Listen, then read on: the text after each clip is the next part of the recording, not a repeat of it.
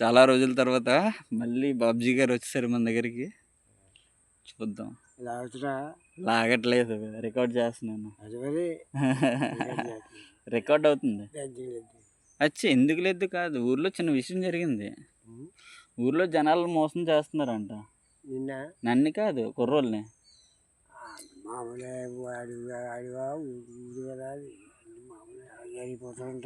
గట్టి మాట్లాడా, వినబడదు మన వాళ్ళకి. మళ్ళీ అన్నీ అలా జరిగిపోతూ ఉంటాయి. అది కాదు, పెద్ద మూల మాట సరిపోతుంది. పెద్ద మీద పెద్దకోవాలి. అలా కాదు, ఒకడేమొచ్చి ఒకడిని బంగారం కొందామని పట్టుకెళ్ళాడంట. పట్టుకెళ్తే ఆడి దగ్గర డబ్బులు గిబ్బులు దెంగి ఏమీ లేదు, ఆడెవడో దెంగాడని చెప్పేసి టాక్ వచ్చింది ఊర్లో. కుర్రోడు చేశాడంట ఇది. మరి ఎంతవరకు న్యాయం అది? మన ఊర్లోనే. నీకు తెలీదా? చూడు మరి ఎంత ఇదైందో. కుర్రోడు దెంగాడా? పట్టుకున్నా ఏం చేయలేదు.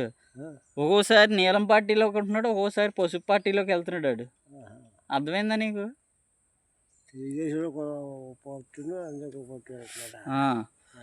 మొన్నటి వరకు నీలం పార్టీలో ఉన్నాడు, ఇప్పుడు మళ్ళీ అధికారం మారగానే మళ్ళీ పసుపు పార్టీలోకి వస్తాడు.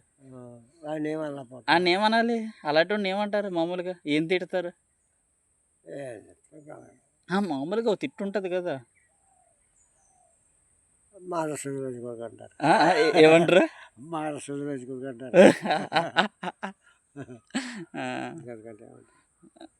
మరి ఊరుల సొమ్ము దెంగి అలాగా ప్రవర్తిస్తుంటే వాళ్ళని ఏమనాలి? వాళ్ళని